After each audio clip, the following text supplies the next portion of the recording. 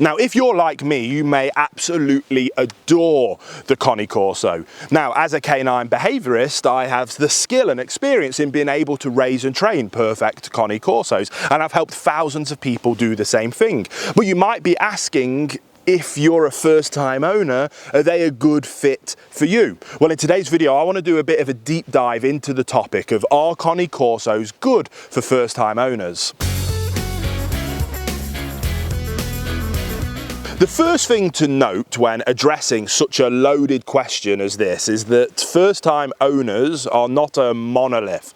A first-time owner is anyone who has never owned a dog of their own before. Now, that could very easily be someone who has grown up with dogs their whole life, who has read every book under the sun or canine behaviour and training, and who regularly volunteers at their local shelter, asking questions of experts about every dog. It could, on the other hand, be someone whose family never owned dogs growing up, who knows nothing more than dogs need a walk, and who has not been as proactive in their research prior to that point. Now, the very fact that you clicked on this video or you subscribe to this channel and already have an idea about a specific breed means that you are most certainly a proactive person. But does that mean that you're right for a Cane Corso, a dog whose legendary bite force, estimates and extremely protective disposition has got people making comparisons to game-bred pit bulls, for example? Well, maybe. Let's first consider what's easy about the breed that makes them the most amenable to first-time owners before we consider what aspects about them might mean you need more experience.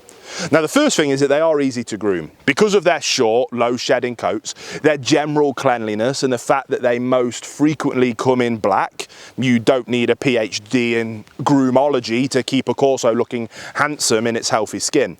A fortnightly wipe down and seasonal dips in the bath are all you need. No complex trims of cuffs, rosettes, poms and top knots like the poodles. Now, the second thing is that they're easy to exercise. They are high energy, but not to the extent of Malinois or Collies, for whom you'd need extensive equipment, land and expertise to manage. Meaning that a few brisk walks and fun play sessions, as well as the odd obedience training session, is enough to keep your Corso satisfied on a daily basis, and consequently easy going in your home. More is better, but an hour of frolicking is typically sufficient, which anyone with a slip lead can offer. Now, the third thing is that they are easy to train.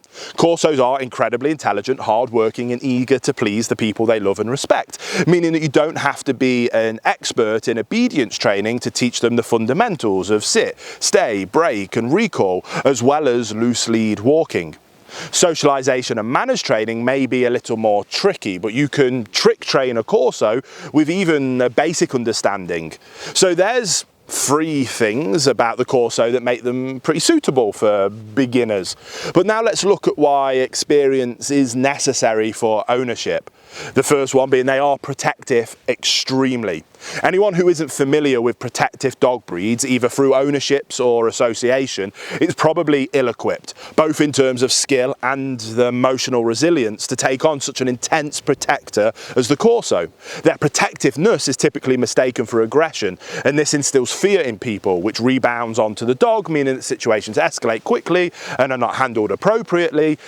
And it takes experienced leadership to communicate to a protective dog that something or someone is not a threat and that they should disengage. If this isn't in place, then natural protectiveness can turn into rash and excessive force applied indiscriminately, which is obviously a disaster waiting to happen. Number two, they are very large and powerful. According to the FCI, which is the European Kennel Club collection, a Cane Corso should be between 40 and 50 kilograms, and they just need to be proportionate to their height, which is an inch taller than the European standard already over in the US.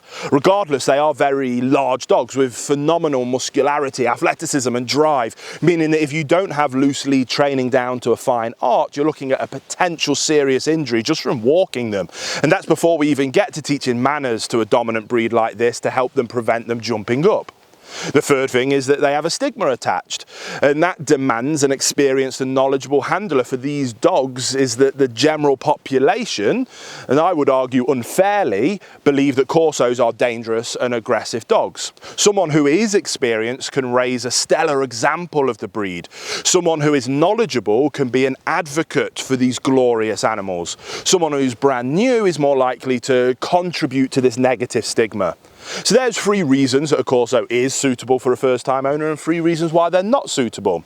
On balance, I would suggest that it is unsuitable for the vast majority of first-time owners, simply due to the potential health risk and danger that they can pose. And that should never be a risk that's worth taking when serious harm is the consequence of it going wrong. So I hope you enjoyed this video all about the glorious Cane Corso. If you did, subscribe to the channel. We make videos like this every single week to help you learn everything you could ever possibly dream of knowing about the beautiful Cane Corso.